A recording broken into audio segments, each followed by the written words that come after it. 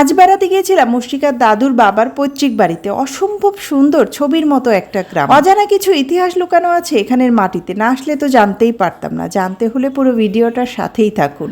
আসসালামু আলাইকুম, সবাইকে ওয়েলকাম জানাচ্ছি আমার আজকের ভিডিওতে। ঘড়ি কাটা এখন প্রায় 11:30 বেজে গেছে। গতকাল রাতেই হঠাৎ করেই প্ল্যান মুশরিকার দাদুর বাবার বাড়িতে বেড়াতে যাব। প্রচন্ড গরম, এই জন্য দ্বিধাদ্বন্দ্বে ছিলাম যাবো কি যাব না। তারপর হুট করে সবাই মিলে বেরিয়েই পড়লাম। বাসা থেকে বের হয়ে বাজারে এসে দাঁড়িয়ে পড়লাম মিষ্টির দোকানের সামনে। ফরিদপুরে বেশ বিখ্যাত বাঘাটের মিষ্টি। এ দোকানের মিষ্টির সুখ্যাতি বেশ পুরনো। ফরিদপুরে প্রায় 200 বছর ধরে কাজ করছে বাঘাটের এই মিষ্টান্ন ভান্ডার। 3 পুরুষের ঐতিহ্যকে আধুনিকায়ন করে প্রায় 80 বছর আগে প্রতিষ্ঠানটিকে নতুনভাবে দাঁড় করান স্বর্গীয় সুনীল কুমার ঘোষ। যদিও এই দোকানটা খুব সম্প্রতিই খোলা হয়েছে, আগের দোকানগুলো এতটা বড় পরিসরে ছিল না। যাই হোক, আমরা আমাদের পছন্দসই মিষ্টি নিয়ে আবার রওনা দিয়ে দিলাম। আমরা যে জায়গাটায় যাচ্ছি সেই জায়গাটার নাম হচ্ছে মোকশেদপুর, যা একটা উপজেলা, যা ফরিদপুর থেকে প্রায় 38 কিলোমিটার দূরে। আমাদের যেতে যেতে প্রায় 1 ঘন্টা তো লেগেই যাবে সেখানে। কিন্তু যাওয়ার পথে সবুজে ঘেরা এই রাস্তাটা দেখে জার্নি করার কষ্টটার থেকে চোখে আরামটাই যেন বেশি লাগছিল। যাই হোক, এরই মধ্যে আমরা পৌঁছে গেলাম বিশাল জায়গা জুড়ে মার বাবার বাড়ি। মার বাবা মা কেউ বেঁচে নেই, কিন্তু ভাই বোনেরা মিলে অনেকগুলো সংসার।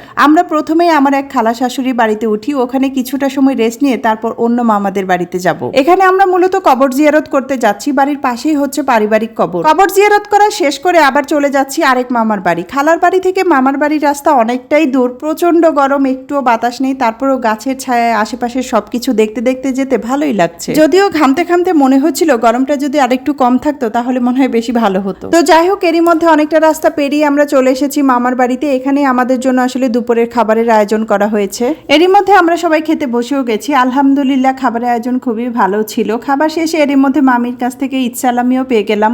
আশেপাশে সবাই নিজ হাতে খাচ্ছে দেখে উদ্রিক আবার নিজের হাতেই খাচ্ছিল। তো খাওয়া দাওয়া শেষ করে উঠোনে আবার সবাই মিলে গল্প করছিলাম। পাশে আবার বাচ্চারা কাপড় দিয়ে বানানো দোলনায় খেলছিল, সবাই খুব মজা পাচ্ছিল। তো মামার বাড়ির পাশের এই জায়গাটা বেশ ঘন জঙ্গলে ভরা। আমি ভেবেছিলাম এটা বুঝি বাঁশঝাড় জঙ্গল, এটা বুঝি এরকমই ছিল। পরে শুনলাম এই জায়গাটা একসময় এরকম ছিল না। একসময় এখানে অনেক কিছুই ছিল, এখন যার কিছুই নেই। তবে মাটিতে ইট সুরকি আর নুড়ি পাথর এখনো পাওয়া যায় এখানে।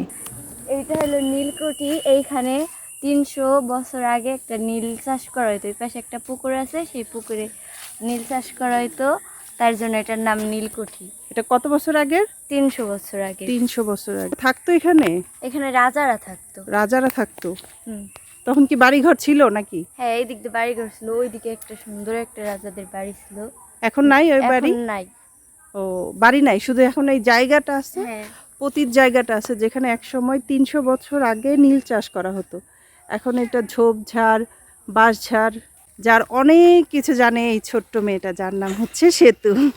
যাই হোক, অজানা নীলকুঠি সম্পর্কে কিছুটা জেনে চলে এলাম আরেক মামার বাড়ি। মামি আর মামাতো বোন আবার আমাদের গাছ থেকে ফল পেড়ে খাওয়াচ্ছিল। আমরা অবশ্য পারার চেষ্টা করেছিলাম, কিন্তু পারিনি। মজার এই ফল, যার নাম পিচ ফল বা কাটলিচু যাই হোক না কেন, যা আমি এর আগে কখনোই খাইনি। অনেক ফল পেড়ে খেলাম, সাথে নিয়েও এলাম। দেখতে দেখতে কখন যে দিনটা শেষ হয়ে গেল টেরও পেলাম না। পরন্ত বিকেলে রওনা দিলাম বাড়ির উদ্দেশ্যে। যাই হোক, আজকের ভিডিওটি এই পর্যন্তই। এতক্ষণ সাথে থেকে পুরো ভিডিওটি দেখার জন্য সবাইকে ধন্যবাদ। কথা হবে নতুন কোনো ভিডিওতে, সে পর্যন্ত ভালো থাকবেন সবাই। আল্লাহ হাফেজ।